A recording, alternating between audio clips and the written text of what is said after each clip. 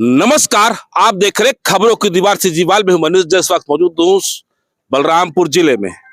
छत्तीसगढ़ का पूर्वी क्षेत्र वैसे ही विषम परिस्थितियों के लिए जाना जाता है और ऐसी परिस्थितियां शिक्षकों के जीवन काल में भी रही। 1993-94 में जब ये शिक्षक संवर्ग को ड्राइंग कैडर घोषित किया गया, उसके बाद जो शिक्षा कर्मी का उदय हुआ, उस शिक्षा कर्मी के उदय के बाद जो समस्याएं शुरू हुई, राज्य बनने के बाद भी खत्म नहीं हुई और ये 2018 में जब शिक्षकों का संविलियन हुआ उसके बाद भी समस्याएं खत्म होने का नाम ही नहीं ले रही। अभी हाल फिलहाल में एक हाई कोर्ट का एक फैसला आया है, उस फैसले से शिक्षकों के बीच भी एक अब आस जग चुकी है कि पुरानी सेवा को लेकर सरकार कहीं न कहीं न्यायालय के कम से कम निर्देश पर ही एक अपनी ओर से कुछ न कुछ बड़ा कदम उठाए। इसके अलावा शिक्षक संगठन लंबे समय से मांग करते रहे। मैं इस वक्त मौजूद हूँ बलरामपुर जिले में और बलरामपुर जिले में टीचर एसोसिएशन के जिलाध्यक्ष भी यहाँ पर मौजूद हैं और ये आज राज्य व्यापी एक ज्ञापन कार्यक्रम भी देकर रहे हैं। टीचर एसोसिएशन छत्तीसगढ़ का सबसे पुराना और मात्र संगठन है। इस संगठन से ही जो है शिक्षा कर्मियों की आवाज सड़क से लेकर सदन तक गूंजी है। सर, आपका स्वागत है। नाम बताएंगे सर? मैं पवन सिंह, जिलाध्यक्ष छत्तीसगढ़ टीचर एसोसिएशन। आज क्या विषय था सर, क्या मुद्दा था? आज पुरानी पेंशन, आपको पता है मनीष जी कि पुरानी पेंशन बहाली के लिए भी अगर इस प्रदेश में कोई आवाज उठाने वाला अगर शिक्षक संवर्ग है, सिर्फ बाकी कर्मचारी संगठनों को भी ये सौगात पूर्ववर्ती सरकार ने दिया। लेकिन दुर्भाग्य हमारा साथ, आपने सही कहा कि दुर्भाग्य हमारा साथ कभी नहीं छोड़ रहा है, चाहे हम पहले की बात करें या आज की। तो जब पेंशन लागू हुआ तो हमारी जो सेवाएं हैं वो 18 के बाद हम चूंकि सिविलियन हुए, पुरानी सेवा को वर्तमान सरकार ने या जो सरकार ने सिविलियन किया उसने उसको शून्य घोषित किया, जिस वजह से जो अभी नियम है पेंशन का कि न्यूनतम आयु आपकी 10 साल होनी चाहिए सेवा पेंशन लेने के लिए, ओल्ड पेंशन। उसके तहत आज हमारे पास लगभग 60 से 70 हजार ऐसे शिक्षक है जो 10 साल की सेवा पूर्ण नहीं कर पा रहे हैं। तो उस परिप्रेक्ष्य में 23 जनवरी 26 को माननीय उच्च न्यायालय बिलासपुर ने हमारे कुछ शिक्षक संवर्ग साथी हाईकोर्ट गए थे, उसमें बहुत बढ़िया फैसला सरकार की तरफ दिया है और कहा है कि आप इनकी पुरानी सेवाओं को नगण्य नहीं कर सकते और न ही आप नजरअंदाज कर सकते हैं, क्योंकि आप जानते हैं एक उम्र में, एक सेवा काल में आदमी एक ही बार सेवा कर सकता है। जहां हम लोग 30 साल 96 से सेवा दे रहे हैं और आपकी 20 साल 25 साल 30 साल की सेवाओं को शून्य कर लिया जाए तो फिर पेंशन का कोई सवाल बनता ही नहीं है। उस बाबत आज हम लोगों ने ज्ञापन माननीय मुख्यमंत्री, माननीय शिक्षा मंत्री, माननीय पंचायत मंत्री और सभी को माननीय कलेक्टर महोदय के माध्यम से सौंपा है। क्या लगता है, अब आप लोग लंबा समय हो गया आंदोलन करते करते, आज रिटायरमेंट के करीब करीब आप लोग का आधा संवर्ग आ गया है, क्या लगता है? क्योंकि ये बीजेपी का स्लोगन भी है, हम नहीं बनाया हम नहीं संवारेंगे। कैडर किसी ने भी बनाया उस समय शिक्षा कर्मियों का, लेकिन संविलियन सरकार ने किया। रमन सरकार लगातार 15 साल उन्होंने कुछ न कुछ दिया। क्या लग रहा है शायद जी से उम्मीद, क्या वो अपनी छाप छोड़कर जाएंगे? देखिए, दो चीजें हैं मनीष जी। हम लोगों ने जीवन में ये अंदाजा नहीं लगाया कि कौन क्या देगा। जिनकी जिंदगी में 500 रुपए से जो लोग तनख्वाह उठाना शुरू किए, मैं 96 से हूँ और मैंने मध्य प्रदेश में भोपाल में भूरिया और दिग्विजय सिंह के शासनकाल में भी लाठीचार्ज का काम देखा। उस जमाने से हम लोग, तो हम लोग को चिंता नहीं, हमको पता है अभी की जो सरकार है काफी संवेदनशील है और मुख्यमंत्री जी का क्या कहना है। तो मुझे ये लगता है कि सिर्फ उनके पास अच्छी ब्रीफिंग नहीं हो रही है, बढ़िया ढंग से हमारी बात पहुंच नहीं रही है, वरना मुझे नहीं लगता कि हमारे साथ अन्याय होगा इस प्रदेश में। और जहां मोदी की गारंटी की बात सभी लोग कर रहे हैं, पूरे प्रदेश के लोग कर रहे हैं, तो हम लोग भी उस पर आशा, हमारा शिक्षक संवर्ग भी रख रहा है कि माननीय मोदी जी की जो गारंटी की बात इन्होंने कही है उसके मार्फत जो भारत सरकार में पेंशन की जो पात्रता है वो 33 साल की जगह पे घटा के भारत सरकार ने 20 साल किया। हमारे संघ ने पहले से भी मांग रखा है कि हमारी सेवा जो है उसकी सेवा की गणना कर 20 साल भी आप कर ले तो लगभग सभी लोगों को पेंशन मिल जाएगी। दोनों मांगे एक साथ है। आशा तब अच्छे से जगी है जब माननीय हाई कोर्ट ने संज्ञान लिया है और निर्देश जारी किया है। अब हम लोग के पास एक अच्छा रास्ता है, पहले से भी था और अभी माननीय कोर्ट का भी एक निर्देश मिल जाने से निश्चित तौर से इस बात में मजबूती मिली और मुझे आशा है कि सरकार अपने अंतिम कार्यकाल तक ये काम भी पूर्ण करके जाएगी। क्योंकि ये स्लोगन जिसने आपने कहा कि हमने बनाया संवारा है, निश्चित तौर से हम लोग कहीं भी मंचों पर कहते रहे, माननीय मुख्यमंत्री जी उनका हम लोग जीवन भर ऋणी हैं, माननीय रमन सिंह जी का, जिन्होंने 500 के गुरुजी को, 1000 के गुरुजी को और तरह तरह के भांति भांति के कैडरों को एक करके और शिक्षक बनाए। आज सम्मान पूर्वक हम पूरे प्रदेश में शिक्षा की अलग जगा रहे हैं और हमारा जो पूरा परिवार है अब लगभग 2.25 लाख से ऊपर जा रहा है और पूरे प्रदेश की शिक्षा को हम जगा रहे हैं। तो निश्चित तौर से हमारे जीवन में अंधेरा है और हम रिटायरमेंट के बाद खाली हाथ जा रहे हैं, वो सबको पता है।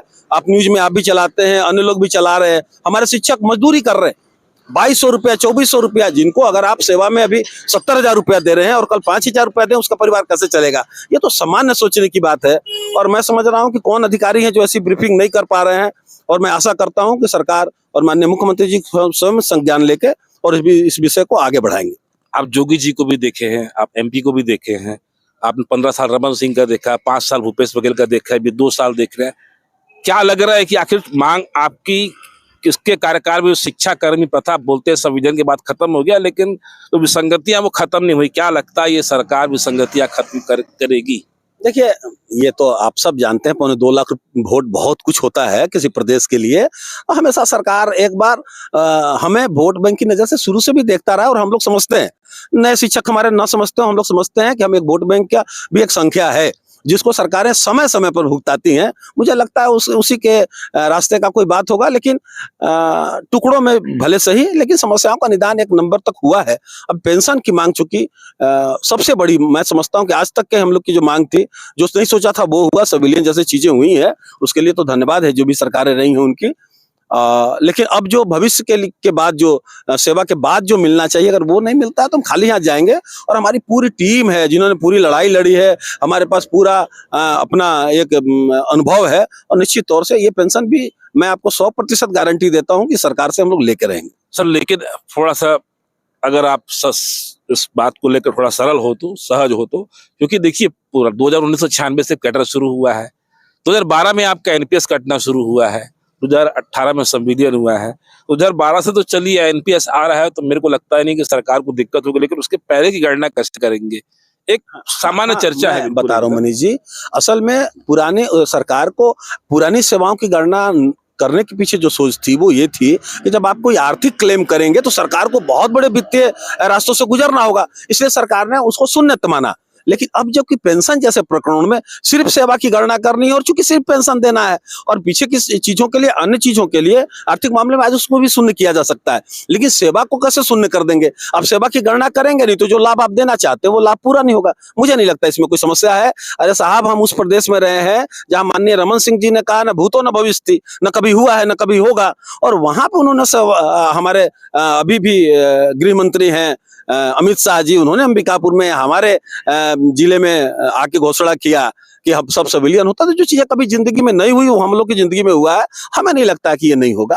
हम लोग रमन सिंह सर के भी जो बता रहे थे सरकार को अधिकारी ब्रीफ नहीं कर पा रहे हैं, तो रमन सिंह जी को कोई ब्रीफ नहीं किया था कि 1993-94 में जब सुप्रीम कोर्ट में मध्य प्रदेश सरकार ने हलफनामा दिया था कि हम ड्राइंग कैडर घोषित कर रहे हैं और इन्हीं शिक्षा कर्मियों को भविष्य में नियमित करेंगे, तो रास्ता तो था ही था, सुप्रीम कोर्ट में हलफनामा दिया ही हुआ था, आपकी जानकारी में है ही? हाँ जी हाँ, वो देखिए सन 98 में जो आया था उसमें हम लोगों ने सुप्रीम कोर्ट तक लड़ाई लड़ी थी, जिसमें शिक्षा कर्मी जैसे चीजों के सुप्रीम कोर्ट ने कहा इसको समाप्त करो, पे स्केल पे रखो। तो 800 से 1200 के पे स्केल पे न्यूनतम में सहायक शिक्षक के लिए जो शिक्षा कर्मी 3 था उसमें उन्होंने लागू किया था।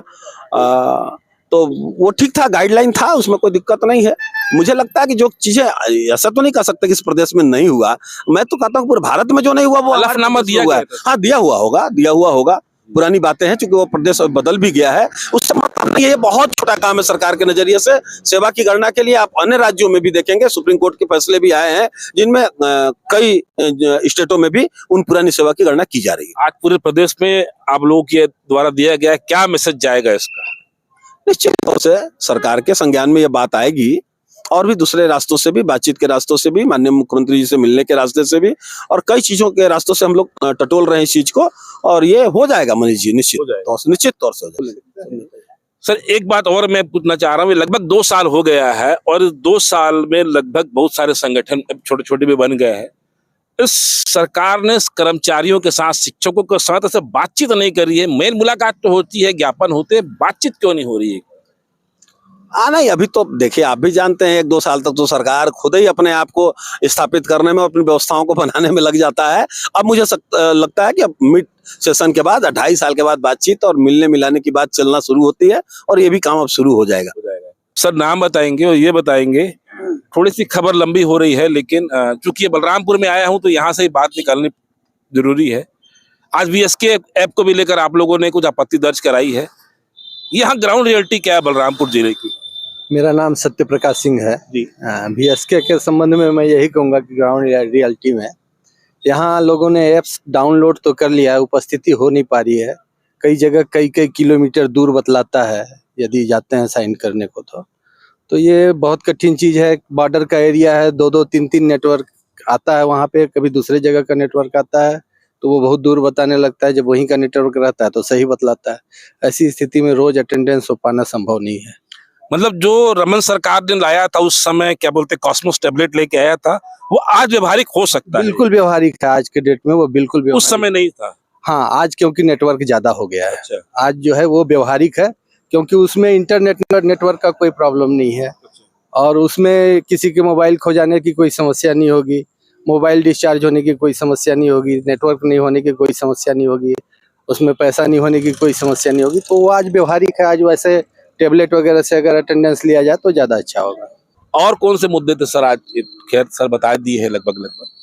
नहीं देखिए, आज तो हम लोग का मुद्दा जैसे बीएसके का मुद्दा था और उसके बाद जो हमारा जो पेंशन का सर्विस का जो गणना नहीं हो रहा है वो सबसे बड़ा मुद्दा हमारा वही था आज का, कि हमारी जो 98 से सर्विस है, जब से हम नियमित भर्ती हुई है विधानसभा में पारित अधिनियम के तहत, तो हमारा सर्विस की गणना उस समय से हो। सेवा तो मानी जा रही है, आपका हर चीज पुरानी सेवा से माना जा रहा है, खाली जब आपको पेंशन देने की बारी आती है, सेवा गिनने की बारी आती है, 2018 तक गिना जा रहा है। तो ये सबसे बड़ा अन्याय है कि देखिए, मेरा कहना है कि 18 में सरकार को डर ये थी कि अगर हम इनकी सेवा 98 से मानते हैं नियमित तो इनको बहुत पैसा देना पड़ सकता है। तो ठीक है, हमारे आर्थिक स्थिति को तो आपने रोक दिया, ठीक है, लेकिन कम से कम सेवा को अगर आप जीरो कर दोगे तो जो लोग रिटायर हो रहे हैं, जिनके जो न्यूनतम 10 साल पूरा होने का पेंशन की पात्रता है वो नहीं हो पा रहा कई लोगों का। आज हमारे लोग शून्य पे रिटायर हो रहे हैं, कोई पेंशन की पात्रता नहीं है। एनपीएस के बेस पे जो पेंशन मिल रहा है 1200-1500 रुपये पेंशन मिलेगा। बताइए, कोई 80,000 पाने वाला व्यक्ति 1200-1500 में कैसे जिंदगी चला सकता है? आज हमारे शिक्षक साथी मजदूरी कर रहे हैं, ऐसे ऐसे आप देखेंगे, बहुत जगह से समाचार आ रहा है, बहुत दुख होता है देखकर किस तरह से। और देखिए, पेंशन किसी भी सरकार का नैतिक दायित्व होता है। जो व्यक्ति आपके साथ आपके घर में आपके लिए 60 साल काम किया, वो बुढ़ापा में कहाँ जाएगा? सरकार के लिए बहुत नैतिक जिम्मेदारी बनती है कि पेंशन दे।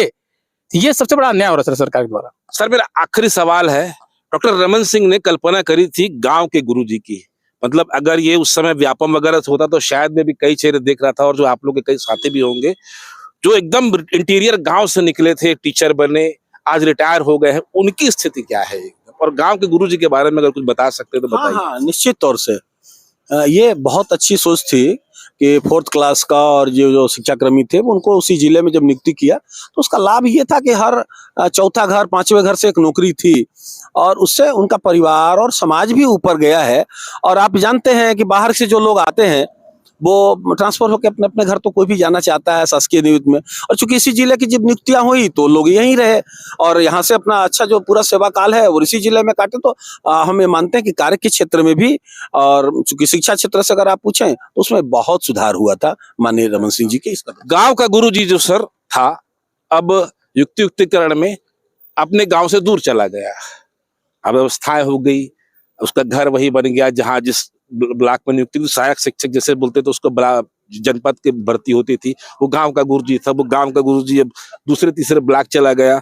युक्तिकरण को लेकर आप लोगों ने बड़ा विरोध जताया था, आज क्या स्थिति है? क्या युक्तिकरण सही था? नहीं, देखिए सही नहीं था। एक साथ प्रदेश भर के 32,000 शिक्षकों को इधर से उधर करना ये आसान चीज नहीं था, क्योंकि हमें नहीं लगता कि पता नहीं सरकार क्या सोच रही है। 10,000 स्कूलों को आपने बंद कर दिया, एक स्कूल में 2 मास्टर देते हैं, 15 काम तो दिन भर में रहता है और क्लासेस कैसे चलेंगे? 5-5 क्लास, 2-2 शिक्षक। हमें नहीं समझ में आया कि आप जो शिक्षा को ऊंचाइयों पर ले जाने की बात करते हो, 2 शिक्षक से 5 क्लासों को कैसे आप ऊंचाई पे ले जाएंगे? मिडिल स्कूल में 3 शिक्षकों से कैसे गुणवत्तापूर्ण शिक्षा लेके आएंगे? अब ये मेथड हम लोग को समझ में नहीं आता, क्योंकि सरकार का अपना एक नीति है तो आप पालन करना हम सरकारी कर्मचारियों का दायित्व भी है और हमारी जिम्मेदारी भी है। और बस नो कमेंट्स है इसके आगे। ठीक है सर, तो ये है टीचर एसोसिएशन के जमीन से जुड़े हुए शिक्षक नेता। 1996 से सर शिक्षकों की मांगों को लड़ते लड़ते इस बलरामपुर से रायपुर तक ले गए और रायपुर से दिल्ली तक ले गए, और आज भी ये संघर्ष कर रहे हैं। शिक्षा कर्मियों के ऊपर जो नियम शर्तें थोपी गई थी खत्म होने का नाम ही नहीं ले रही। चर्चाओं में तो एक बात समझ में आ रही है कि छोटी छोटी चीजों को लेकर, सरकार की छोटी छोटी नीतियों को लेकर विरोध तो अंदर है, तकलीफ तो अंदर है। संवाद के रास्ते फिलहाल 2 साल से बंद दिखाई दे हैं। उम्मीद जता रहे हैं कि संवाद होगा और समस्याओं को लेकर ठोस निराकरण होगा, क्योंकि ये आम शिक्षक नहीं है, राष्ट्र निर्माता है। और राष्ट्र निर्माता होने के अलावा एक गांव के शिक्षक है, गांव के गुरुजी है, और गांव का गुरुजी कहीं न कहीं लोकतंत्र पर अपनी एक महत्वपूर्ण छाप छोड़ता जरूर है। अगर दीवारों पर स्लोगन भी लिख सकते हैं तो लोगों को बता भी सकते हैं जमीनी हकीकत क्या है। फिलहाल आज बस इतना ही। अगर आपको हमारी खबर अच्छी लगे तो लाइक सब्सक्राइब शेयर जरूर करें। सीजीवाल से मनीष जायसवाल की रिपोर्ट। धन्यवाद, आप सभी का धन्यवाद सर। धन्यवाद।